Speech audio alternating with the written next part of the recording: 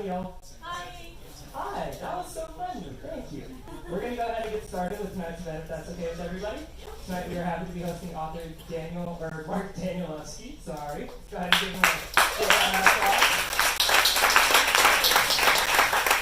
Mark has been author of novels such as House of Leaves, The 50-Year Sword, Only Revolution, and The Familiar volumes. He has also won the New York Public Library's Young Lion Fiction Award and has also been nominated for the National Book Award.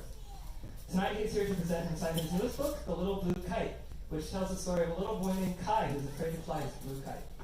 So without further ado, please give a warm welcome to Mark Danielewski.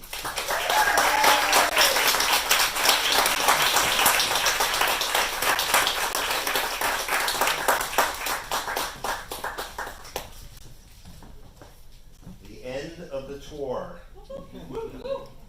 Such a strange feeling. In some ways I should feel incredibly accomplished, and I do, but I feel more accomplished in a way for having managed to follow waves all the way here. Going through the various hills, realizing these places were always so hidden until waves came along. There I was in the darkness.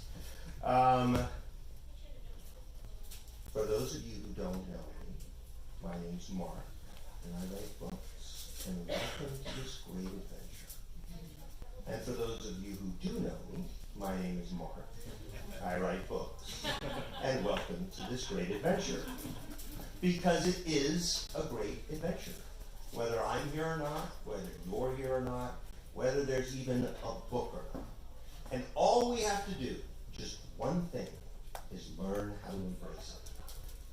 But it's a big learn, because a lot of stuff can get in the way, big and small.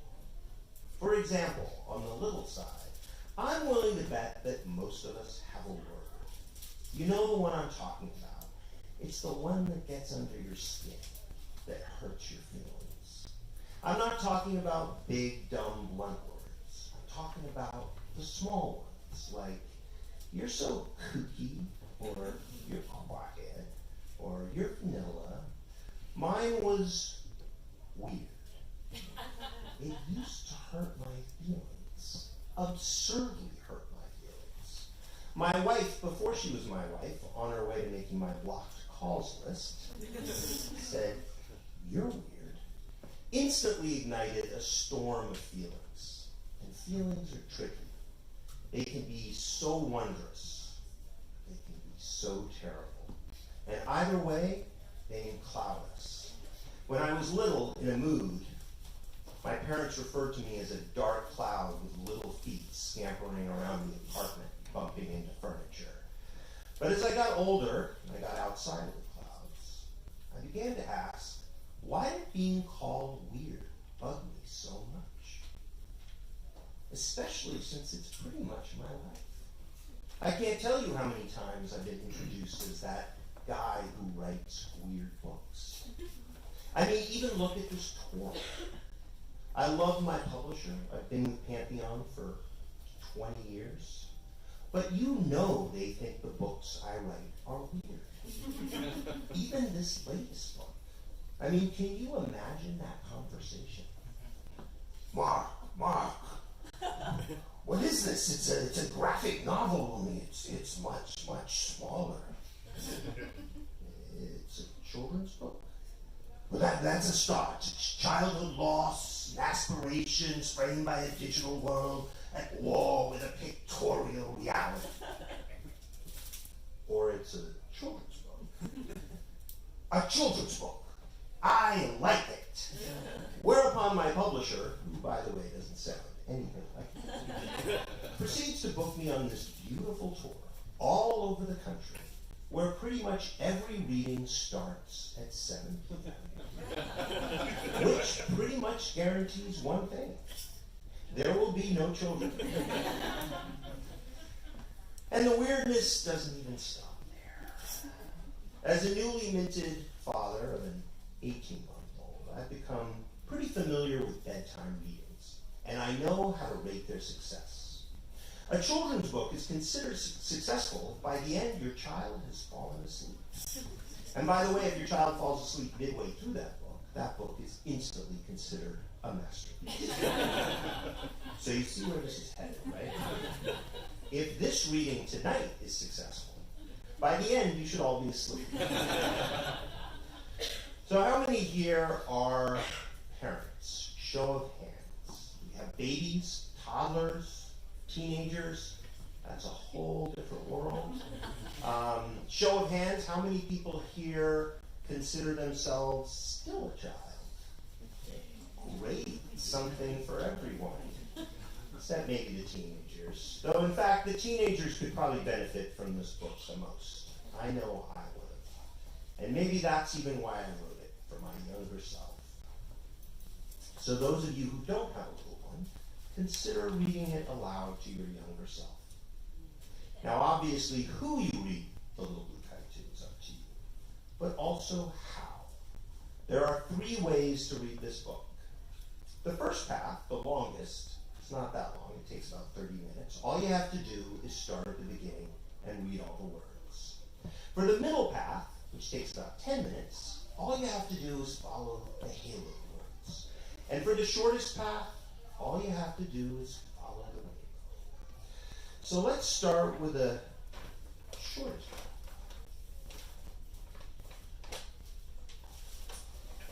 In a closet lives the little blue kite.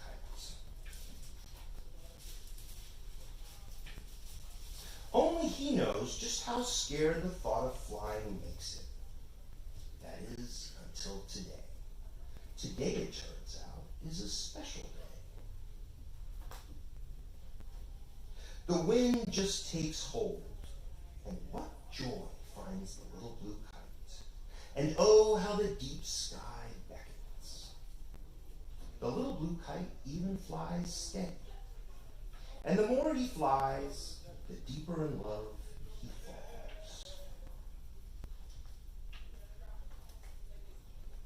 You might say the little blue kite even tilts this way and that way with glee. Up through roaring winds, up through dangerous winds. How fast does the little blue kite rise? Away the little blue kite flies, higher than never before, free. The little blue kite flies over immense cities and slumbering towns. The little blue kite flies over great jungles and towering mountains. The little blue kite flies over burning sands and melting ice. The little blue kite flies over oceans wild with cyclones. Years and years race by, or so it seems, until the little blue kite realizes time no longer matters. Now some say here was the end. The little blue kite was lost. But as it turns out, here is not the end. The little blue kite still flies high above, returning again and again to a sky forever welcoming all of us to fly. Ta-da! And an applause to you too, because you've now read one of my books all the way through. And some of you are like, this is the guy who wrote House of Leaves? And it's true, it's a lot lighter, it's a lot shorter, and it's a lot easier, maybe. I mean, it's about a little blue kite that's afraid to fly. A little blue kite that overcomes his fear and soars. And maybe there's a little trickiness learning to follow those rainbow-colored words. My little girl happens to love all those intervening pages, all the fluttering motion. Lots of contrast, lots of color, lots of action. In her words, dick-a-bow, dick-a-bow, dick-a-bow, do a day, do a day, do a day, woo! Now I realize one or two of you are not fluent in Dexese, so I will translate. What are those? Hey, I like pages. Hey, can I eat one? Hey, I'm pooping again.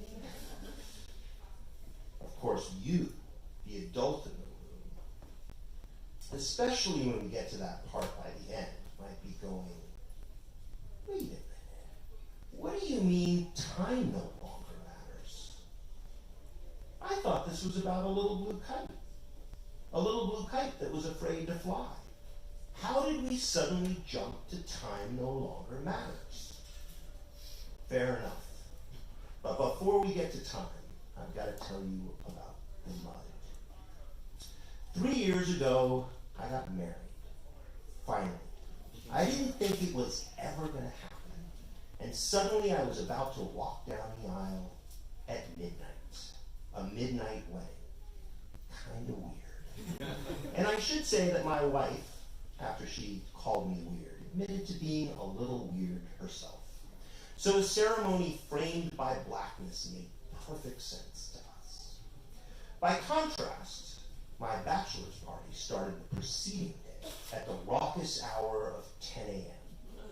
My friends picked me up and swiftly turned me over to a stranger who led me into a dim room with walls lined with gray tiles cracked with steam. And he said, "Take off all your clothes. Not some of them, all of them." And then he pointed to a big tub filled with mud and he said, "Now get down there and get dirty." And some of you are going, "Doesn't that sound a lot like his publisher? What's going on here?" And a few of you are even going, "Holy cow, is his publisher Bernie Sanders?" So let's just agree that from here on out, I won't do any more voices.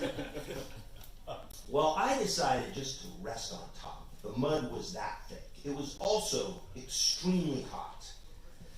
But then I started to sink. And at first it was kind of intriguing, and then it became kind of awful. There was a brief reprieve when I stopped sinking, whereupon the attendant came over with buckets of mud, which he proceeded to dump on top of me. And I was being buried alive and burned alive. My skin was blistering, I was certain, and it was getting harder and harder to breathe. And I was about to have a full-blown panic attack. Now, maybe it didn't have all that much to do with mud, and something to do with the fact that I was about to get married, that I was about to leave half of my life on behalf of another, on behalf of others. Well, having meditated for many years, I resorted to those techniques. I closed my eyes, I focused on my breathing, and suddenly I saw blue. Blue like the sky, but it wasn't the sky. It was a blue kite. Only it was so close to me that I could barely see the edges. And then slowly it began to rise. As it got higher and higher, I had the strangest feeling. It was as if I was extremely connected, and yet at the same time in the process of being disconnected. It was as if I was heavy and burdened, but at the same time in the process of getting lighter. It was as if I was being comforted, but at the same time I was being abandoned. Which is a good place, I think, to return to our little blue kite and reconsider. After all, who is flying the kite? So if you'd like to follow along, I'm going to read from the long path this time, on page 22, about halfway down. Kai often surprises his family with flowers, lemon cake, or a black and white box filled with figs. For no particular reason either, except that Kai loves his family and Kai's family loves him. They love his honesty, his loyalty, and of course his compassion. They love having him around as much as possible. Kai's friends love him in much the same way. They praise his generosity and are grateful when he helps them through their heartaches. Kai's employers at the company where he designs games are equally enthusiastic, commending Kai's devotion and hard work. Strangers, too, can tell that Kai is very good and very, very brave. Because as Miss Pensiones would surely have agreed, how can you be good if you're not brave? But Kai has a secret. Only he knows just how scared the thought of flying the little blue kite makes him. How awful is that? Can you even imagine? To be most frightened of what you most adore, it almost sounds too strange to believe. True, now and then Kai cracks open that closet, if only to just as quickly slam the door tight. That is, until today. Today, it turns out, is a special day. And no, not because it's a holiday or birthday. You certainly won't find this day marked on anyone's calendar. Kai isn't even feeling that great, though he isn't feeling so bad either. The most important thing about this particular day is that Kai has a little extra time. Extra time is a curious thing. No one really knows how extra time comes around. But in Kai's case, it might have a lot to do with a wind rising in a deep sky that is not too wild and yet not too mild. Make no mistake, like everyone else, Kai has many distractions. But one advantage of endeavoring to have gentle thoughts is that distractions are no longer important enough to do away with extra time. When Kai gets home, he hurries straight to that closet. His family is sure surprised to see him hurrying so, but they are even more surprised to discover a closet in their home that no one had noticed before. Kai throws open the closet door and scoops up the brown paper bag. The sight of the little blue kite inside takes Kai's breath away and blurs his eyes, though Kai can't say why for sure. The same is true for the little blue kite. Very gently, Kai lays out all the parts on the floor. Then he spreads wide the fabric, which he calls a sail, and inserts the spine. Finally, he unfolds the long blue tail. Only when Kai gets to the handle shaped like a big B, which was once upon a time carved out of the wood of a fallen ash tree, and later spooled with countless loops of the finest silvery thread, only then does Kai pause. One end of the thread is lost at the heart of that big B, while the other end dangles free, ready to be tied to the sail. But how just that loose end overwhelms Kai. He at once remembers his two greatest losses, his kite of spectacular color, and of course the disappearance of Miss Pensiones. Kai has to step away, leaving the little blue kite just lying there, unassembled, unfinished, abandoned on the floor. Now I expect some of you might snicker at Kai's silly, well, yes, perhaps exaggerated reactions to a little blue kite. But let's agree that snickering isn't nice, especially when it concerns someone else's fear. After all, who hasn't, in the grip of fear, felt certain that their fear was beyond questioning? Whether it concerns, say, a fragile daddy longlegs weaving a messy net, or apprehension before a crowd of open-hearted folks waiting to hear you speak, or how the dread of a dark closet might make you avoid altogether certain hallways in your house. And this last fear can go very deep, because there are so many different types of closets. We have all fallen prey to fear, even if all our fears look different, especially the little ones. And when it comes to big fears, for example, an immense monster too immense for any one name, how can we begin to face that if we can't handle the little ones? So very recently I went to let in my Tai Chi instructor. "Don't open the gate, Mark," he said from the other side. Which, if you've read a little about Zen, you'll know that the gate is a charged encounter, especially when it comes to cones. So I was like, whoa, is this one of those profound lessons where if I open the gate, I substantiate the gate and therefore impede my progress? But I wanted to see my friend, so I failed the lesson and I opened the gate so I could have my lesson. And there he was, standing cautiously to the side, pointing out an enormous spider, hanging by the latch, just a few inches away from me. And I said, "Oh, this is Esme." And he looked at me. "You name your spiders? Weird. In fact, we have 3 hanging around our patio. Esme, Picasso, and Pollock. All female, all giant, all orb weavers. They make the most beautiful nets which catch all sorts of bugs that are far more likely to bite and sting me than they are. And I've learned that they're timid, tidy, and gentle. And they also only live about 12 months. So it's been a privilege getting to know them. And I've also discovered that they're kite flyers too. To start a net, they wait until a breeze is just right, and then they release a thin stream of silk which rises up through the air and attaches to a tree branch. So how many here, honestly, are afraid of spiders? All right. And how many are irked by spiders? Right. Irked is just code for I'm afraid to see them. Now I'm making a gigantic point out of a small, almost nonsensical fear. Civilizations, cultures, and languages are particularly adept at manufacturing and perpetuating dangerous fictions that make other lives worth less. Now, admittedly, languages can create beautiful fictions that positively realign our relationship to others. For example, try naming your spiders. But never forget that language is a creation. The fear you experience is a creation.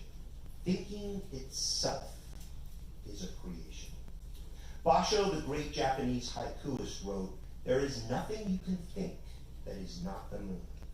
In other words, like the light reflected off the moon, everything we think is at best a reflection. Cormac McCarthy put it more darkly. The world has no name, which is not to say that it is awaiting a name. It cannot be named. In order to embrace and enjoy this great adventure, it is paramount to never mistake what we think for what is. Of course, getting to that what is the tricky part, but it's also what's at the heart of this book. So for this last piece, let's start at the beginning again. And I'm going to follow the middle path, the haloed words and the rainbow-colored words. And let's see where that gets us. I really like reading this part, actually. I'm going to make this moment last a little longer, because this is going to be the last time. In a closet lives a little blue kite. Once upon a time, there was another kite. Little Kai loved this kite. Little Kai flew this kite so much its newness quickly faded. Branches of majestic trees tore the fabric. Kai lost count of how many times this kite smacked into the ground. But Kai never quit until one day an awful thing happened. A great roar split the sky and the thread. Little Kai was as if an immense monster, too immense for any one name, and hungrier than all the emptiness that haunts the space between all the stars, had devoured his spectacular kite. Not one itty-bitty shred survived. Kai had never felt so devastated. To lose that kite was to lose joy itself. Fortunately, at his new school, Kai had a teacher he liked very much. Her name was Joy Pensiones. One day, on one particularly gray afternoon, Miss Pensiones asked Kai to stay after class. Miss Pensiones reached beneath her desk and took out a brown paper bag. Kai peered inside, and oh, how his eyes widened when he saw the little blue kite. But Kai never saw Miss Pensiones again, nor did he ever find out what happened to her. The next day, she was just gone. And then, for the second time in Kai's young life, there appeared that immense monster, too immense for any one name, and hungrier than all the emptiness that haunts the space between all the stars. Only this time, instead of a kite, it had devoured Miss Pensiones. Little Kai was so sad he didn't even want to go flying. So you know what he did? Kai just shoved that brown paper bag to the back of his closet without a light.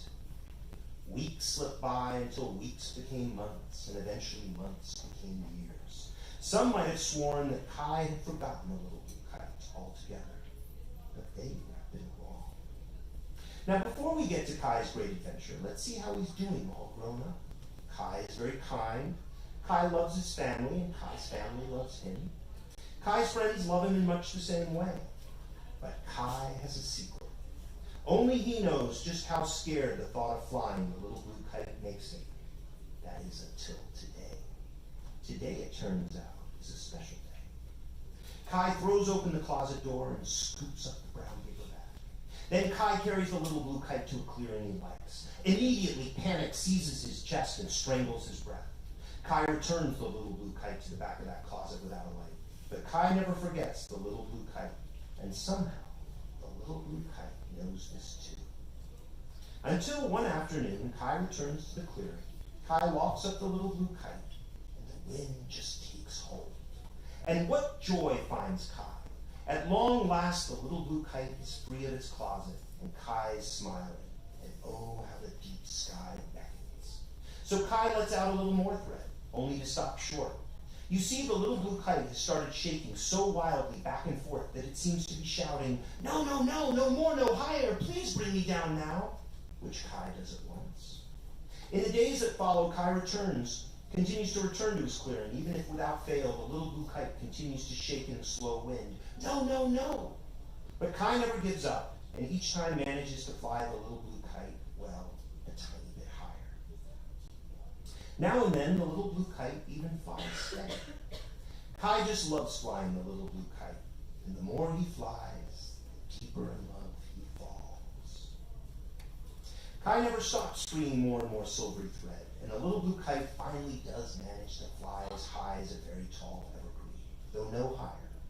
Kai, you see, has reached his limit. Except when Kai realizes this, that he's stuck, he screws up his courage and frees one more leap. Immediately, the little blue kite jumps to a height surpassing the tallest forests the world over. Unfortunately, this small victory comes at a steep price. The little blue kite shakes so violently as if not only to shout, but this time scream, "No, no, no, no more, no higher, please bring me down now." Kai almost gives up. But then he remembers his old teacher, Miss Pensiones, and just the thought of her quiets his heart. The wind, though, doesn't quiet, growing stronger and louder and ever more dangerous, which makes Kai want to cry and drag the little blue kite out of the sky. Kai's fear escalates so quickly then that he's sure the thread will snap. Except the thread doesn't snap. And then Kai does something very surprising.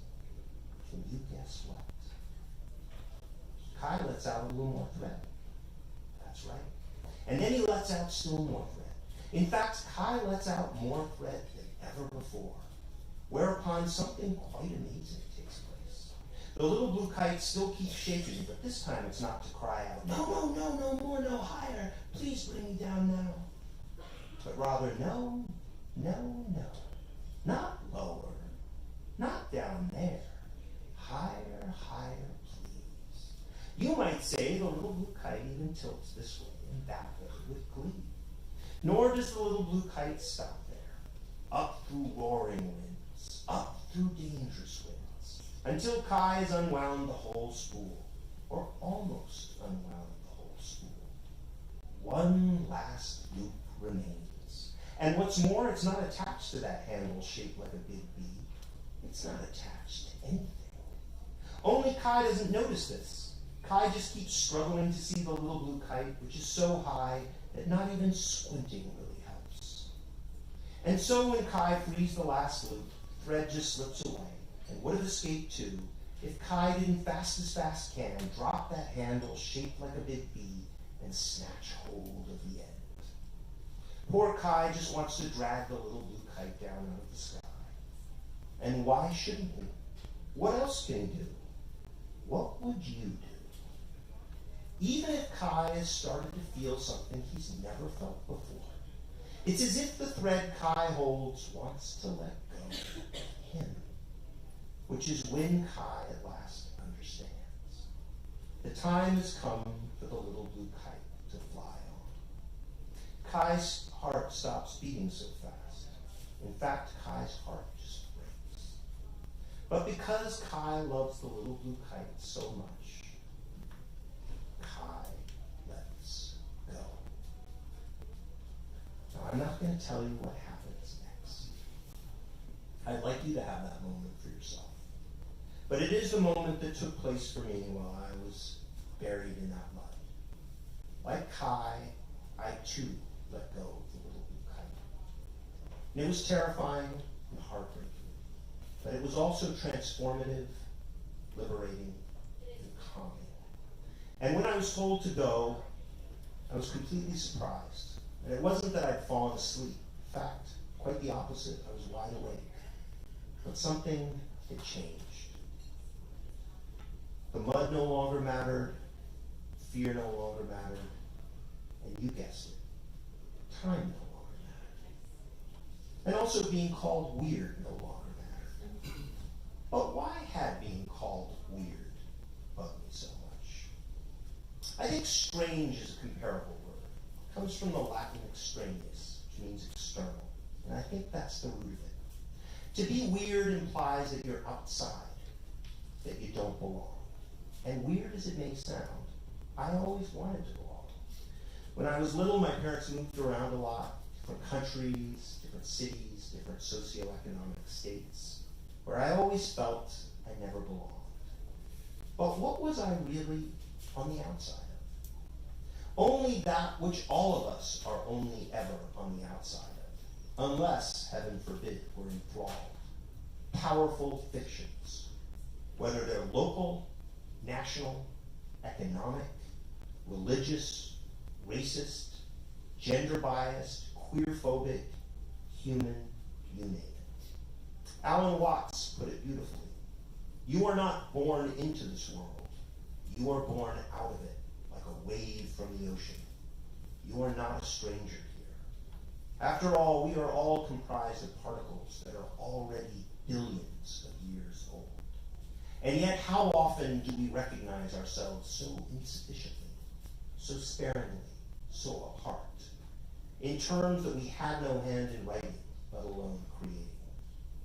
Access to what is beyond fiction, to what is, to what lights the moon, to this great adventure, is what this book seeks to give you and whoever you share it with. May your kites all soar, and when you're ready, may you have the courage to let them go. Thank you.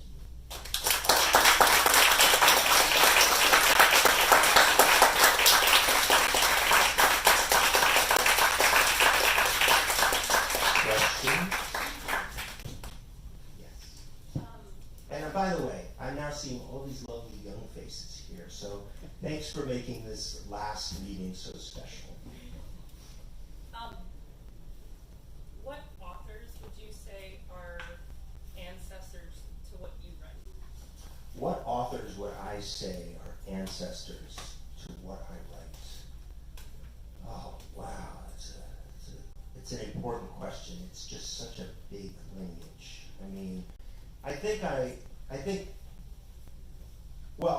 would say that my father was very much a classicist. So at an early age, we were exposed to Homer, Virgil, Shakespeare, the greats, and these were taken seriously. Not only were we asked to read them, but we were also asked to write them.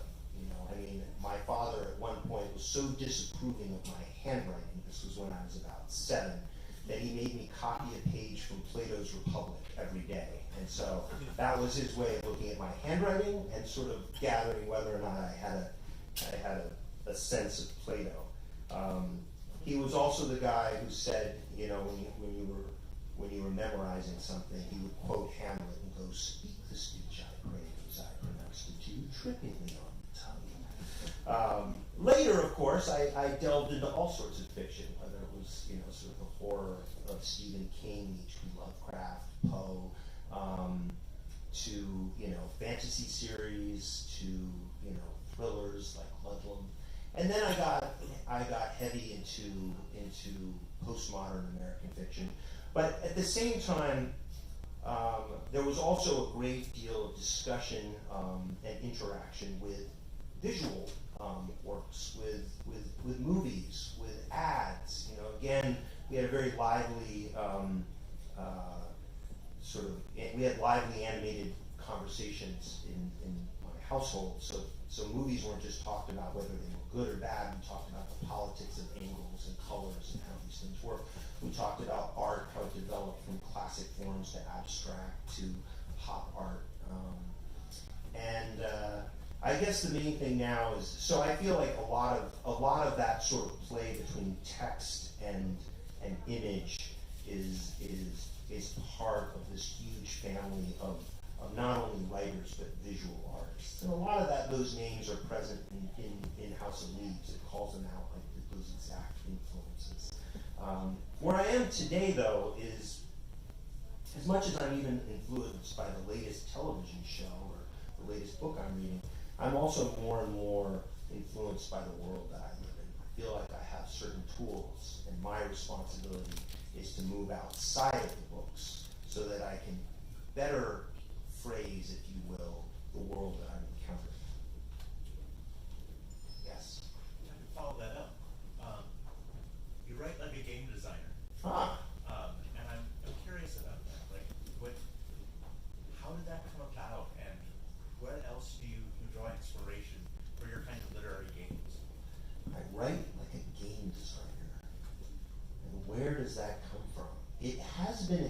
curious theme to this entire tour, in fact. I've been approached by game designers, questions about gaming has come up.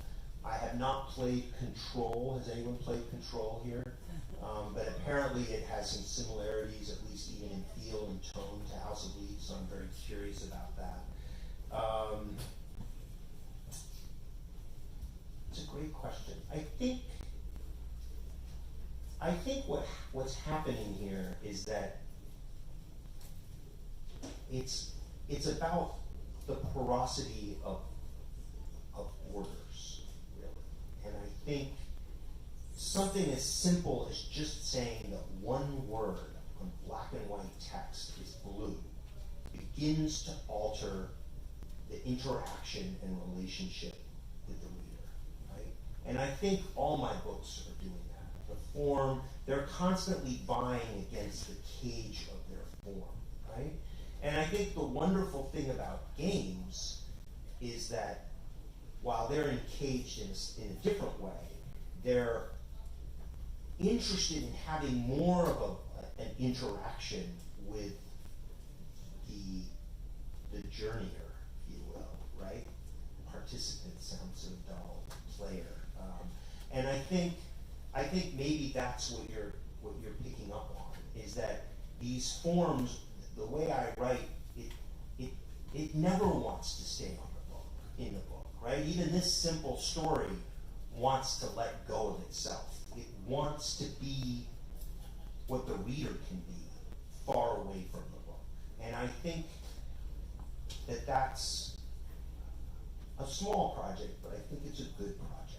You know, it's not about intoning something, but it's about finding sort of deeper and deeper ways of liberating what we have to, not just to say, but what we have to do in this world in a way that's meaningful and beneficial and consequential in a good way. Yes, the elegant hat. Yes.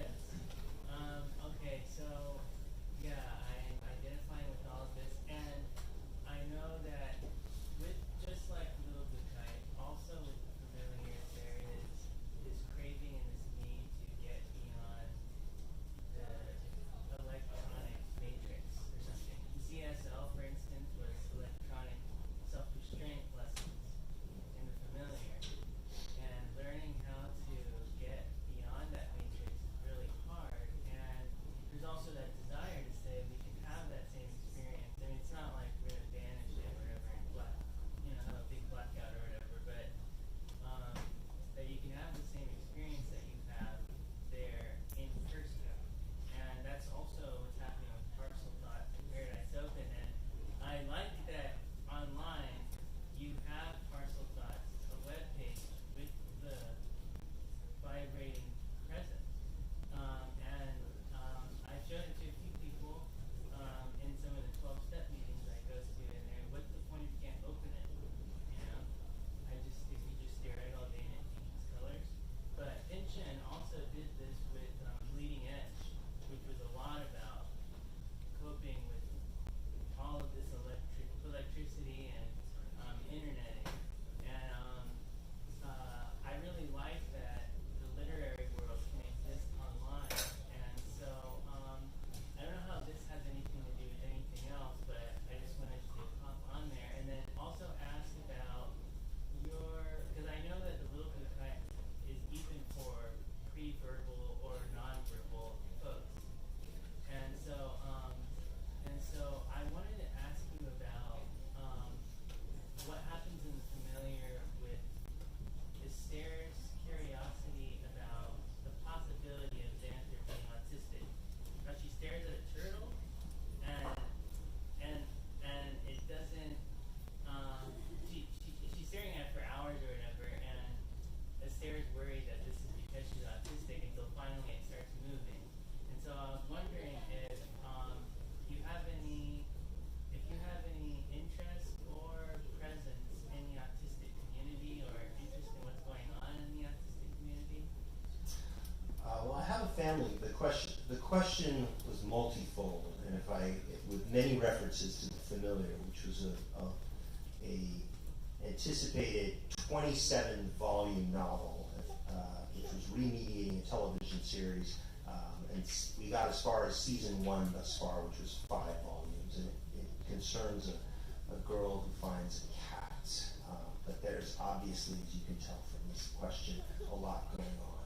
But I think if I can divine even a deeper root to what you're asking, is that you correctly recognize that there are many different types of intelligences in the various books. And so how do we deal with that, right? Because one of the things that literature does is it tends to present a singular intelligence, which you can admire, go along with, or reject. My interest is in presenting multiple intelligences, because there's no way all of us, even in this room, can reach a singular intelligence. It would defeat our sense of self, our identity, our purpose, our ability to bring great and beneficial variations to the world. So the question is, if we're not vying to have one intelligence that's smarter than another, how do we deal with all these different intelligences who can engage the world meaningfully but have troubles communicating with one another? So what the Little Blue Kite really is starting to get at is that ultimately we have to find a way of not defeating those intelligences, but recognize that they're always in the service of what I sort of loosely framed as what is. It's that experience of embracing a world that is not codified by huge vocabularies, specific languages, specific tastes. My books are better than yours. I like movies that are cooler than yours. Whatever that is, that doesn't matter. What matters is how we engage this space, even what we're in right now.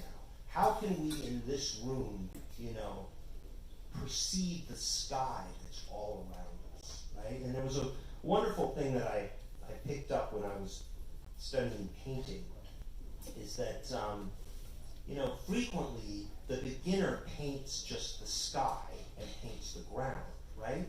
But what you don't realize often, the beginner, is that the sky is between you and the ground. The sky is here right now. Even though there's a roof, the sky is all around us, and it's finding access to that. And there are many paths to it.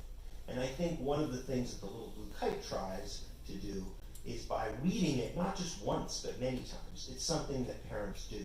You sit and read endlessly to your child the same thing over and over, is to reach that meditative place where you quiet your intelligence, you humble your intelligence, so you can at least have a glimpse of what is so remarkable around us.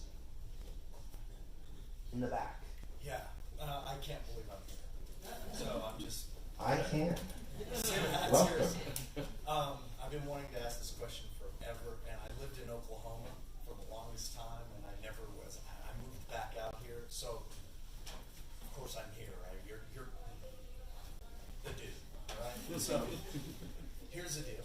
When my wife was giving birth, the nurses referred to me as the dude law.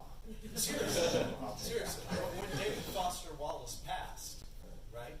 I think you're maybe the greatest living author. I mean, that's my opinion. So here's the deal.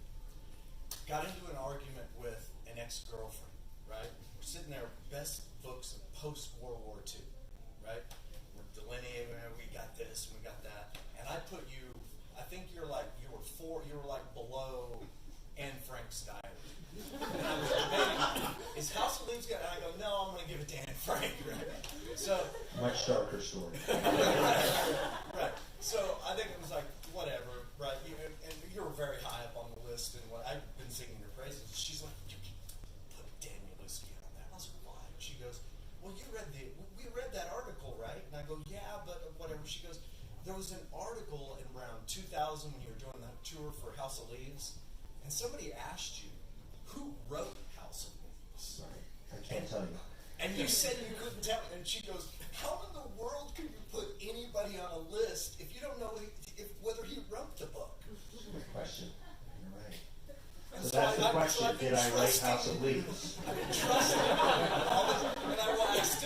I'm in contact with him, and I'm going to Would a immediately guy go who wore a home. scarf like this really write House of Leaves?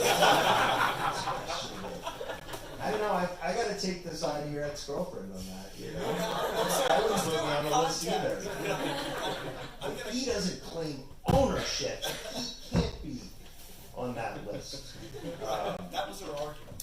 Hey, I don't even know if I wrote the Little Blue Kite. It just came to me. You know, I told you, true story. Thank you. All right. So there's no answer. No answer. Of course not. You knew that. But it's sort of satisfying, isn't it? Yes. To sort of piggyback on the themes in that question about ownership with what you just said, I'd just like to invite you to comment. Your work draws comparisons I to love postmodernism invitations. a lot. Yeah. And I'm just curious, I mean, what your position on that is. I mean, You mean how people categorize me? yeah, or I mean, because there's something. I love the word position. How do you position yourself? It's like a very sort of a military word, right? You can, you know. Yeah, I mean, I feel like words tend to do that to people, like weird. You know what I mean? So like, there's something hard at the core of House of Leaves as well as the Little Blue Kite. I feel like that sort of doesn't necessarily align super well with postmodernism sometimes because there's a certain sort of like fluidity of meaning in words. So the question is, how do I situate myself in terms of a vocabulary that is used in academia to sort of frame certain words? Absolutely. How many people here know who Susan Sontag is? Yeah. You want to hear a Susan Sontag story? Sure. So Susan Sontag, for those of you who don't know, was a great, literary critic, I guess you would say. And I saw her in a little Japanese restaurant in New York City. And I should say she also passed recently, which was sad news. And there's some beautiful biographies, which I'm sure Vromans have, and I would recommend that you check out her writing. Her writing is very important to House of Leaves. And I saw her at a restaurant, and I went up and I said, look, I have to introduce myself. I read your books, and they were incredibly influential to House of Leaves. And she said, oh my gosh, House of Leaves, I've heard of this book. We have to get together. And I was like, oh, that's great. Susan Sontag wants to have dinner with her. So I came back into New York, and I had emailed her, and she said, yes, come on over to my house. And she, I think she was living at the time with Andy Leibovitz, who was an amazing photographer, right? And so I get into her apartment building, and I push penthouse, because she lived on the penthouse floor. And I go up, and I look right as I step out of the elevator, and I hear this voice to my left.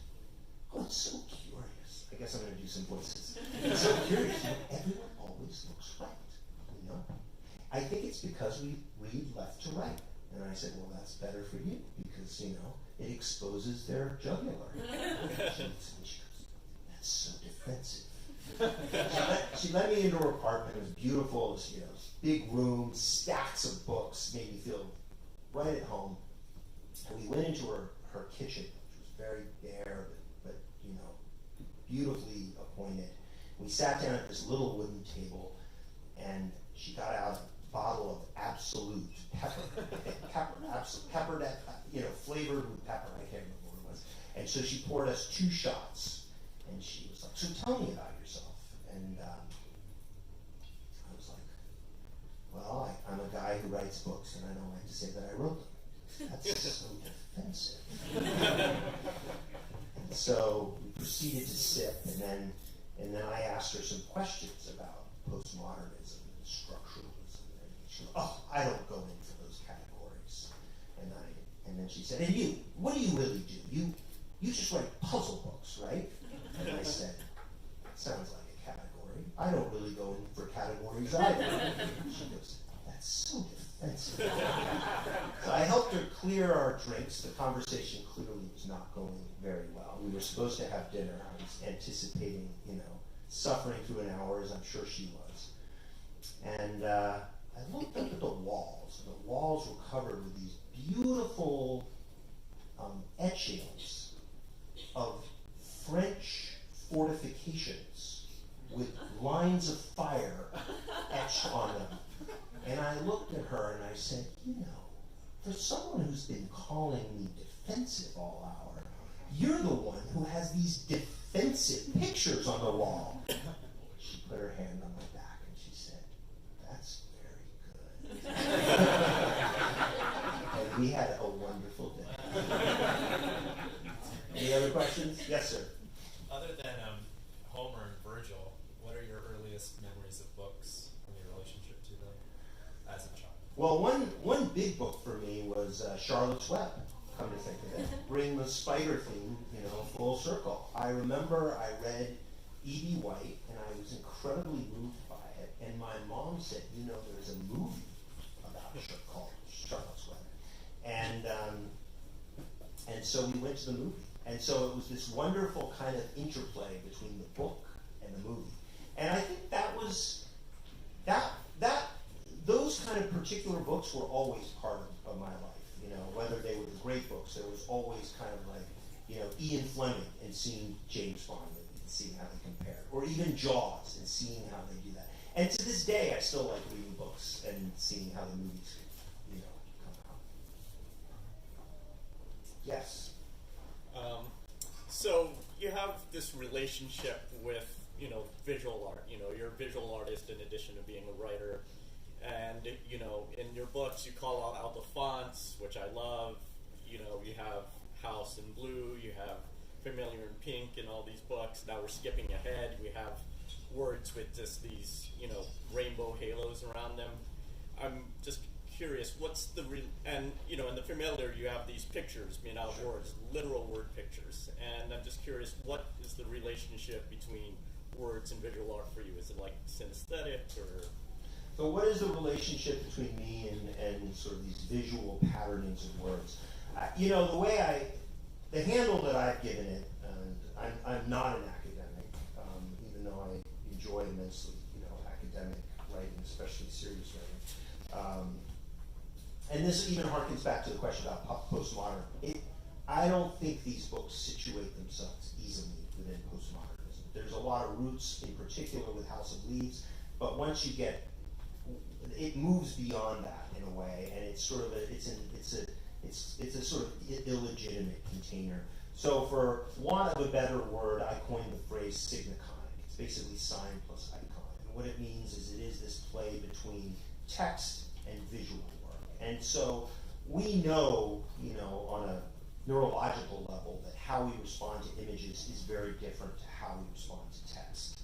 And so my interest is combining both of those. Partly it's to subvert the prominence of any one sense. So in that way, I'm a bit of an anarchist.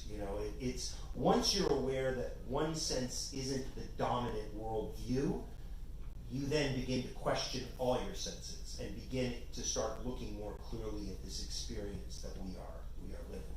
But also, I find it's a way of sort of activating our minds in perhaps a more fuller way. We feel that text, as it stood for many years in this black on white, format, is the end all. It's the seal upon the novel, but that's not true. And so, by exploring how image plays with text and communication, the immodest goal is to start to create new feelings, not just access feelings, not just provide you with a score which then trips your various triggers and emotions, but actually to begin to create new feelings, new sort of emotional shortcuts to a world that is becoming more and more complex, more and more challenging to read correctly. In fact, many of our basic tools for how we read things are under assault right now. I mean, how curious that today, as I'm heading towards, this last reading that will talk about dangerous fictions and powerful fictions, the narrative for this country today is all about fictions. It's about the peril that we find ourselves when we begin to empower fictions and perpetrate them in this country. And so my work is constantly about getting outside fictions, about understanding like this may not be true. Whether you're talking about Johnny Truant and how he's interpreting the world, whether you're talking about Sam and Haley's different perspectives, the various perspectives of cultural backgrounds, etc. in Familiar, and even here, as simple as this is, the perspective of the kite flyer and the kite. How do we get to what matters, to what is? And it is the paramount skill that everyone in this room must obtain, maintain, improve if we are going to be able to parse the difficulties ahead of us in order to make the right decisions at election time, to empower this democracy so that it still can stand for the uniqueness of the individual. We all have to be responsible for understanding what is true and what is not. What is a fiction and what is a poorly constructed fiction and what is a meaningful fiction. One last question. You and the glasses. I'll get you.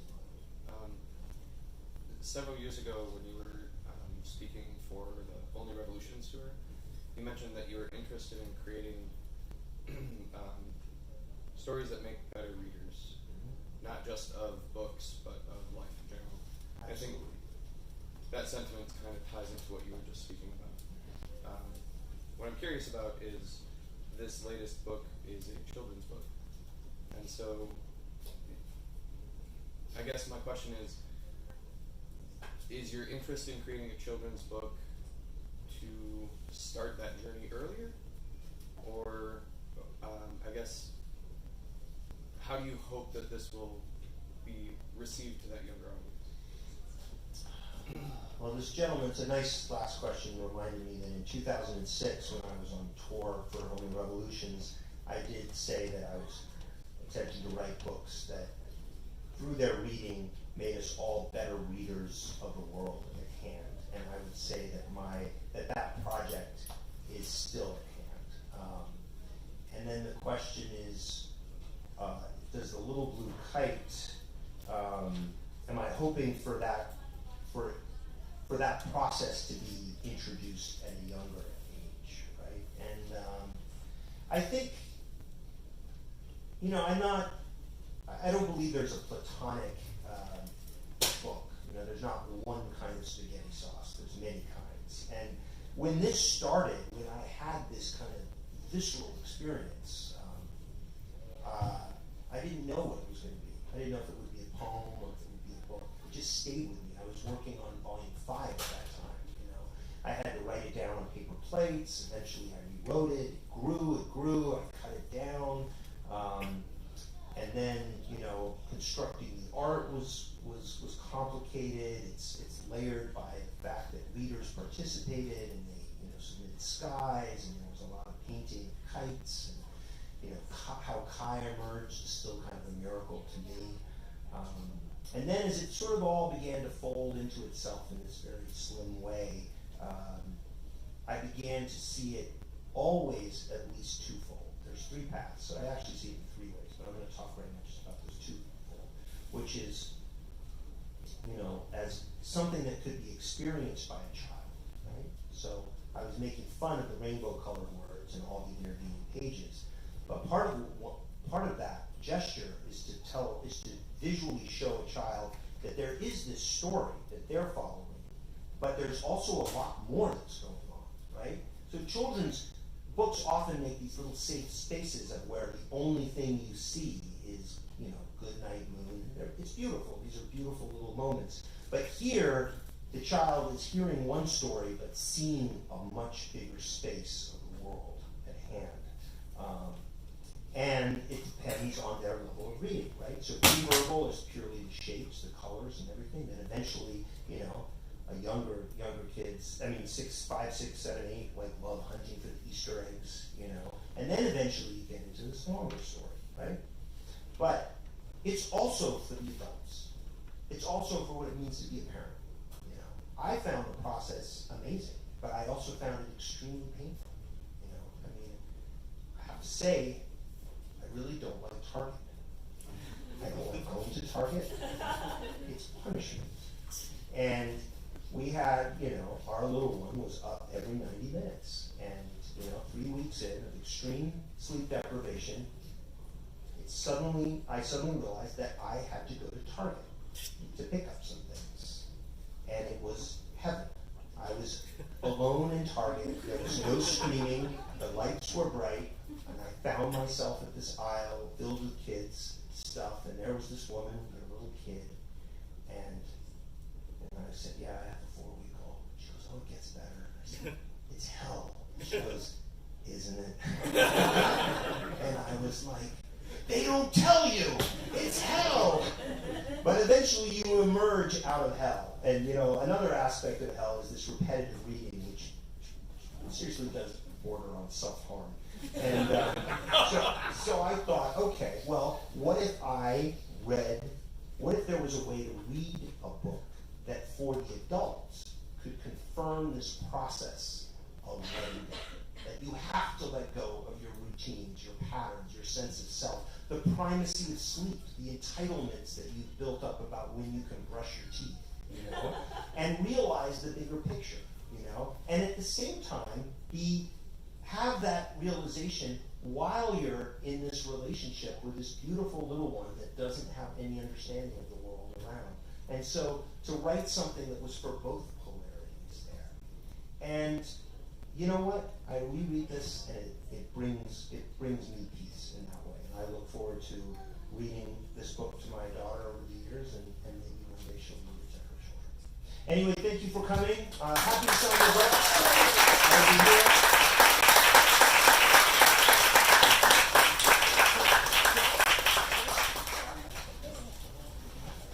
Thank you all for coming. So like he said, he will now be signing books. We ask that you please purchase the book before getting it signed, and you can find copies down the staircase and to the right on a display shelf.